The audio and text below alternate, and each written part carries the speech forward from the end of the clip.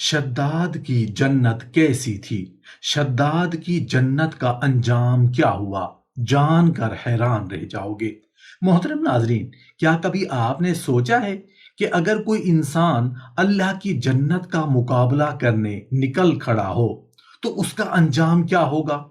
کیا آپ جانتے ہیں کہ دنیا میں ایک ایسا بادشاہ بھی گزرا ہے جس نے اعلان کر دیا تھا کہ مجھے اللہ کی جنت کی ضرورت نہیں، میں اپنی جنت خود بنا لوں گا۔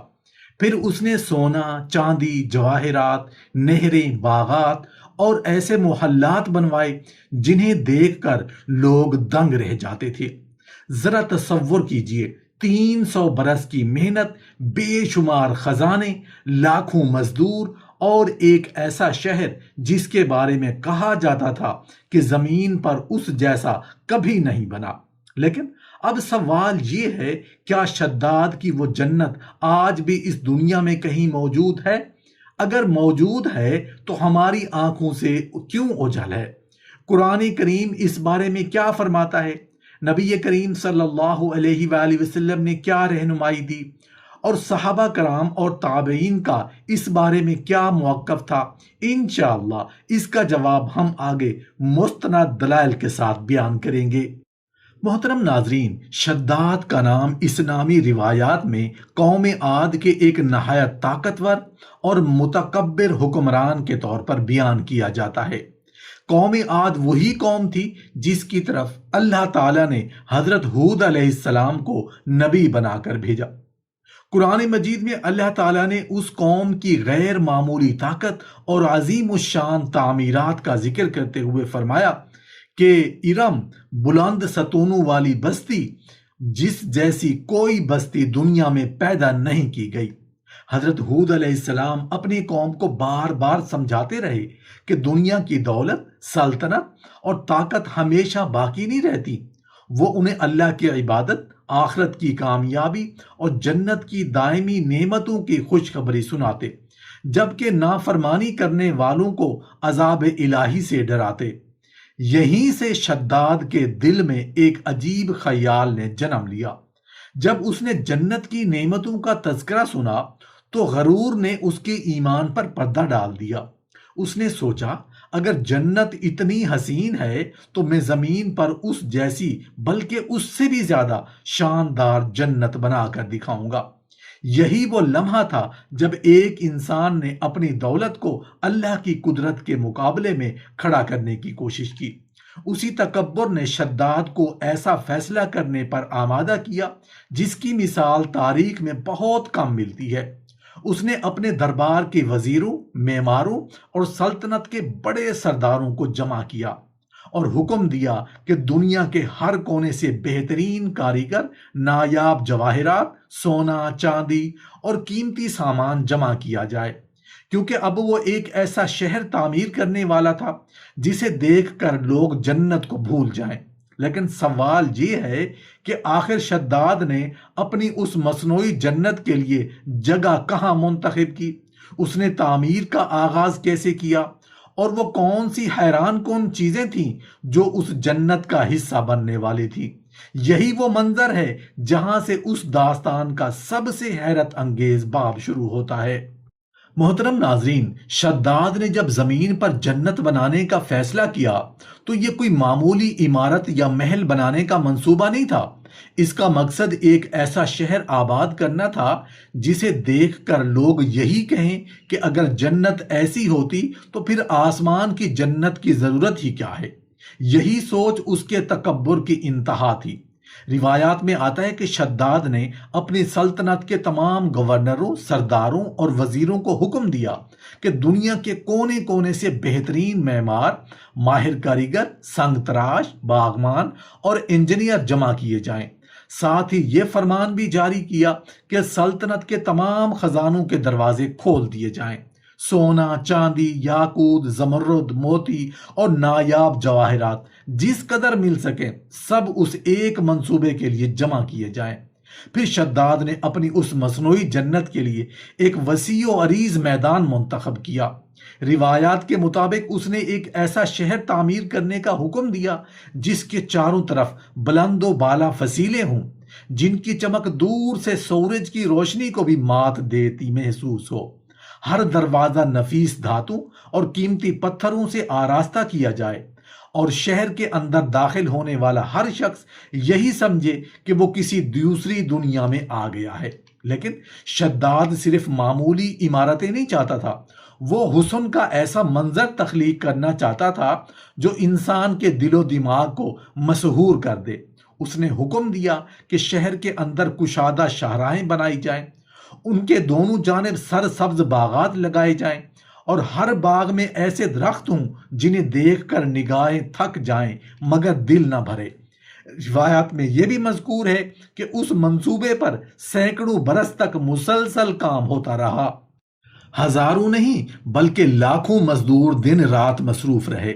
شداد کے لیے یہ صرف ایک تعمیراتی منصوبہ نہیں تھا، بلکہ اپنے غرور کو دنیا کے سامنے ثابت کرنے کا اعلان تھا۔ مگر وہ ابھی نہیں جانتا تھا کہ انسان اپنی منصوبہ بندی کتنی ہی کامل کیوں نہ سمجھ لے، اللہ تعالیٰ کا ایک فیصلہ پوری زندگی کی محنت کو ایک لمحے میں ختم کر سکتا ہے۔ اب سوال یہ ہے کہ آخر اس شہر کے اندر ایسا کیا بنایا گیا جس کی وجہ سے اسے زمین کی جنت کہا جانے لگا؟ ان نہروں میں کیا بہتا تھا؟ ان باغات کی حقیقت کیا تھی؟ اور ان محلات کی شان آخر کیسی تھی؟ یہی وہ منظر ہے جو اس داستان کو اپنے عروج پر لے جاتا ہے۔ محترم ناظرین، برسوں کی مسلسل محنت کے بعد وہ دن بھی آ پہنچا جب شداد کی خوابوں کی بستی تقریباً مکمل ہو چکی تھی۔ جو شخص اس شہر کے قریب پہنچتا، سب سے پہلے اس کی نگاہ آسمان کو چھوتی ہوئی عظیم الشان فصیلوں پر پڑتی۔ دروازے اس قدر شاندار بنائے گئے کہ دور سے ہی ان کی چمک لوگوں کو حیرت میں ڈال دیتی۔ شداد چاہتا تھا کہ شہر کے پہلے ہی منظر سے دیکھنے والے کو دل میں یہ احساس پیدا ہو جائے کہ دنیا میں اس سے زیادہ حسین جگہ کوئی نہیں۔ شہر کے اندر داخل ہوتے ہی ہر طرف سرسبز باغات پھیلے ہوئے تھے، ترتیب سے لگائے گئے درخت، خوبصورت راستے، دلکش مناظر، اور ہر سمت ایسی آرائش کہ دیکھنے والا ایک منظر سے نکلتا تو دوسرا منظر پہلے سے زیادہ حیران کن محسوس ہوتا۔ مختلف روایات میں آتا ہے کہ ان باغات کو قیمتی دھاتوں اور جواہرات سے مزین کیا گیا تھا تاکہ ہر طرف چمک، حسن اور شان و شوکت نمایاں ہو۔ ان باغات کے درمیان نہریں بہائی گئیں، صاف و شفاف پانی بہتا تھا، حوض بنائے گئے اور ہر محل تک نہروں کا راستہ پہنچایا گیا تھا۔ شداد کا ارادہ صرف ایک شہر آباد کرنا نہیں تھا، بلکہ وہ ایسا ماحول پیدا کرنا چاہتا تھا جو سننے والے کے ذہن میں بیان کی جانے والی جنت کی نعمتوں کی نقل محسوس ہو۔ پھر اس نے بے شمار عالیشان محلات تعمیر کروائے۔ ہر محل کو دوسرے سے زیادہ خوبصورت بنانے کی کوشش کی گئی۔ دیواروں، چھتوں اور ستونوں کی آرائش میں اس دور کی قیمتی ترین چیزیں استعمال کی گئیں۔ ہر طرف خوشبوئیں بکھیر دی گئیں، راستوں کو آراستہ کیا گیا، اور شہر کی ہر چیز کو اس طرح سجایا گیا کہ آنے والا حیرت میں ڈوب جائے۔ لیکن یہیں ایک حقیقت سمجھنا بہت ضروری ہے۔ قرآن مجید نے شداد کی اس مصنوعی جنت کی تفصیلات بیان نہیں کی، بلکہ قرآن نے قوم عاد، ان کے غرور اور ارم ذات العماد کا ذکر کیا ہے، جبکہ شداد کی جنت کی یہ تفصیلات زیادہ تر تاریخی روایات، مفسرین کی بعض نقلوں میں ملتی ہیں۔ اس لیے ان تفصیلات کو قطعی تاریخی حقیقت کی بجائے روایات کے طور پر سمجھنا چاہیے، جبکہ یقینی حقیقت وہی ہے جسے قرآن نے بیان فرمایا ہے۔ شداد اب مطمئن تھا، اس کے خیال میں وہ کام کر چکا تھا جو اس سے پہلے کوئی بادشاہ نہیں کر سکا۔ اس نے سمجھ لیا کہ اب دنیا اس کی عظمت کا اعتراف کرے گی، اور جب وہ اپنی بنائی ہوئی جنت میں داخل ہوگا تو اس کا نام ہمیشہ کے لیے امر ہو جائے گا۔ مگر اسے خبر نہ تھی کہ آسمان پر ایک اور فیصلہ ہو چکا ہے، ایسا فیصلہ جس کے بعد نہ اس کا غرور باقی رہنا تھا، نہ اس کی سلطنت، نہ ہی اس کی وہ مصنوعی جنت جس پر اس نے اپنی پوری زندگی صرف کر دی۔ محترم ناظرین، آخر وہ دن بھی آ گیا جس کا انتظار شداد صدیوں سے کر رہا تھا۔ وہ دن جب اسے اپنی بنائی ہوئی بستی میں داخل ہونا تھا، وہ شہر جس کے لیے خزانے خالی کیے گئے، جس کے لیے نسلوں نے محنت کی، اور جسے شداد اپنی کامیابی کی آخری دلیل سمجھتا تھا۔ شداد نے اپنی پوری شان و شوکت کے ساتھ روانگی کا حکم دیا۔ لشکر تیار ہوا، درباری ساتھ چلے، خدام موجود تھے، اور بادشاہ اپنے دل میں یہ یقین لیے آگے بڑھ رہا تھا کہ آج دنیا ایک ایسی عظمت دیکھے گی جس کی مثال پہلے کبھی نہیں دیکھی گئی۔ جب یہ قافلہ اس شہر کے قریب پہنچا تو منظر دیکھنے والوں کے لیے حیرت انگیز تھا۔ ایک طرف عظیم و شان تعمیرات تھیں، دوسری طرف ایک ایسا بادشاہ تھا جو اپنی طاقت پر ناز کر رہا تھا۔ لوگوں نے استقبال کی تیاری کی، خوشیاں منائی گئیں۔ ہر طرف یہ احساس تھا کہ آج شداد اپنی خوابوں کی دنیا میں قدم رکھنے والا ہے۔ لیکن قدرت کا فیصلہ کچھ اور تھا۔ روایات میں آتا ہے کہ جب شداد شہر کے دروازے کے قریب پہنچا اور ابھی اس کی خواہش پوری ہونے ہی والی تھی، اچانک اس کے سامنے ایک ایسا وجود آیا جس کے سامنے نہ بادشاہی کام آ سکتی ہے، نہ خزانے، نہ فوجیں، نہ طاقت۔ وہ فرشتہ موت تھے۔ شداد نے حیرت سے پوچھا کہ تم کون ہو؟ جواب ملا، میں موت کا فرشتہ ہوں اور تمہاری روح قبض کرنے آیا ہوں۔ یہ وہ لمحہ تھا جہاں ایک بادشاہ جس نے اپنی خواہش پوری کرنے کے لیے صدیوں کی منصوبہ بندی کی تھی، صرف ایک مہلت مانگنے پر مجبور ہو گیا۔ وہ چاہتا تھا کہ کم از کم ایک بار اس شہر کو دیکھ لے جسے بنانے میں اس کی پوری زندگی لگ گئی تھی۔ لیکن موت کا وقت جب آ جاتا ہے تو دنیا کی کوئی طاقت اسے ایک لمحے کے لیے بھی آگے پیچھے نہیں کر سکتی۔ اللہ تعالیٰ قرآن مجید میں فرماتے ہیں، اور ہر امت کے لیے ایک مقرر وقت ہے، اور پھر جب ان کا وقت آ جاتا ہے تو وہ نہ ایک گھڑی پیچھے ہٹ سکتے ہیں نہ آگے بڑھ سکتے ہیں۔ شداد جس جنت کو دیکھنے کے لیے بے قرار تھا وہ اس کے سامنے تھی، مگر اس کے اندر داخل نہ ہو سکا۔ جس دروازے کو کھولنے کے لیے اس نے پوری زندگی لگا دی، اسی دروازے پر اس کی دنیاوی زندگی کا دروازہ ہمیشہ کے لیے بند ہو گیا۔ یہ منظر انسان کو ایک بہت بڑا سبق دیتا ہے۔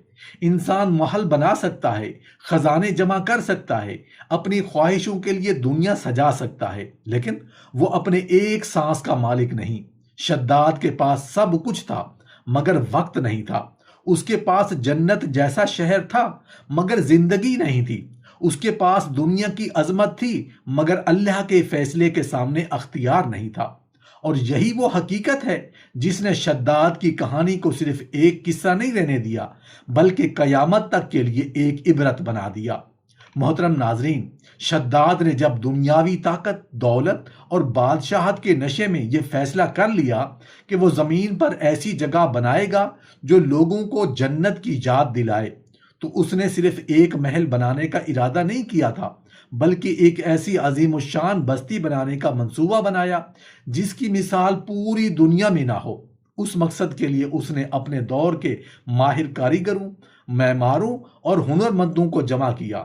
دور دراز علاقوں سے ایسے لوگ بلائے جو تعمیرات، نقشہ سازی، پتھر تراشی اور فن تعمیر میں مہارت رکھتے تھے۔ اس کے حکم پر دولت کے خزانے کھول دیے گئے، قیمتی دھاتیں، نایاب پتھر اور قیمتی سامان جمع کیا جانے لگا۔ شداد چاہتا تھا کہ اس کی بنائی ہوئی بستی دیکھنے والے کو حیرت میں ڈال دے۔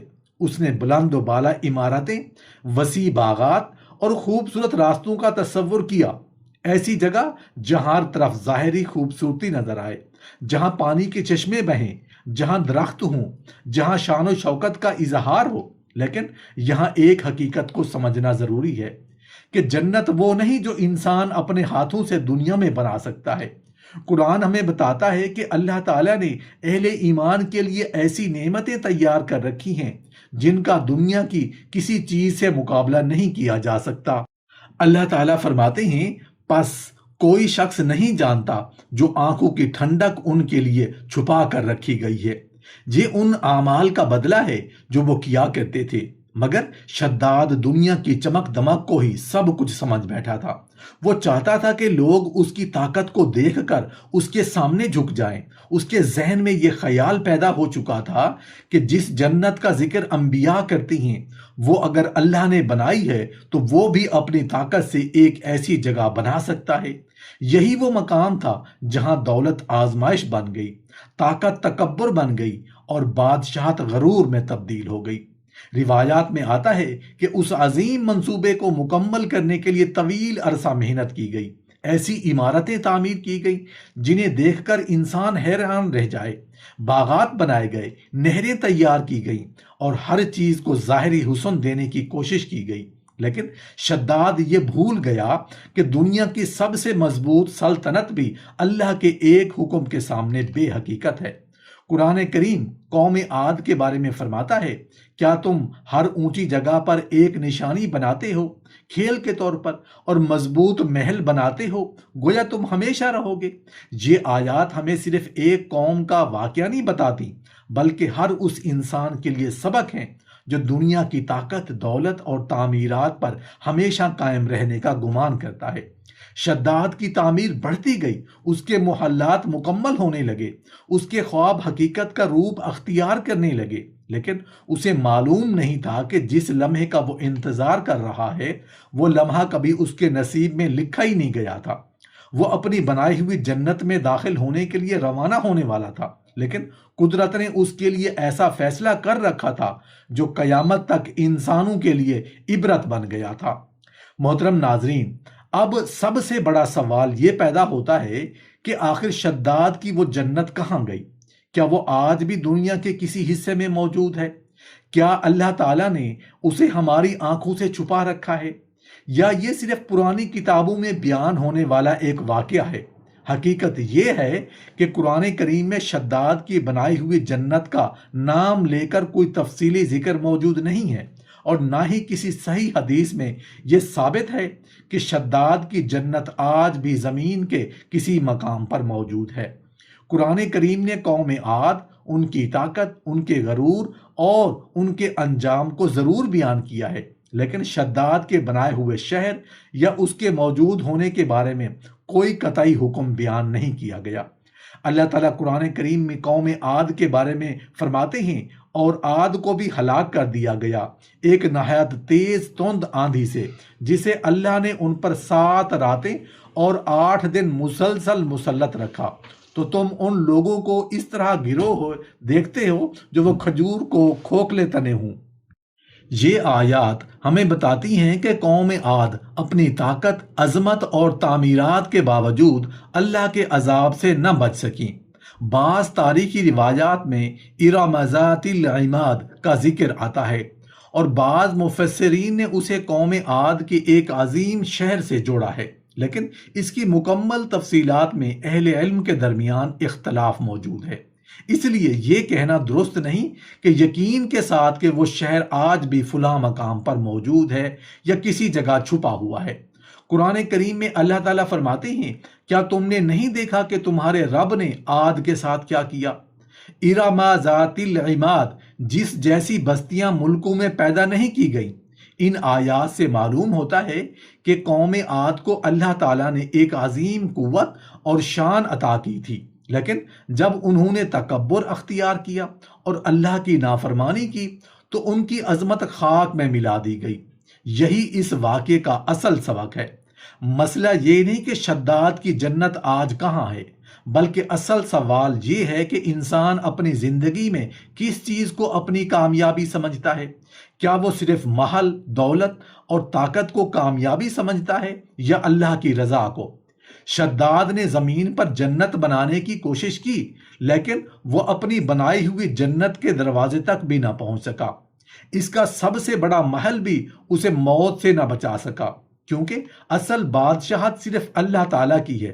اللہ تعالیٰ فرماتے ہیں، اور اللہ ہی کے لیے ہے آسمانوں اور زمین کی بادشاہی، اور اللہ ہر چیز پر قادر ہے۔ لہٰذا اگر کوئی پوچھے کہ شداد کی جنت کہاں ہے تو جواب یہ ہے کہ قرآن و صحیح احادیث میں اس کا موجودہ مقام متعین نہیں کیا گیا۔ ہمیں اس کے مقام سے زیادہ اس کے انجام سے سبق حاصل کرنا چاہیے، کیونکہ دنیا کی ہر تعمیر ختم ہونے والی ہے، ہر طاقت زوال پذیر ہے، لیکن اللہ کی بنائی ہوئی جنت وہ حقیقت ہے جس کا وعدہ اللہ تعالیٰ نے اپنے نیک بندوں سے فرمایا ہے، اور وہ جنت ایسی ہے جسے نہ کسی انسان نے بنایا، نہ کوئی اس کا مقابلہ کر سکتا ہے۔ اللہ تعالیٰ ہمیں بھی دنیا کی عارضی چمک دمک کے دھوکے سے بچائے اور وہ جنت عطا فرمائے جو ہمیشہ رہنے والی ہے۔ آمین یا رب العالمین۔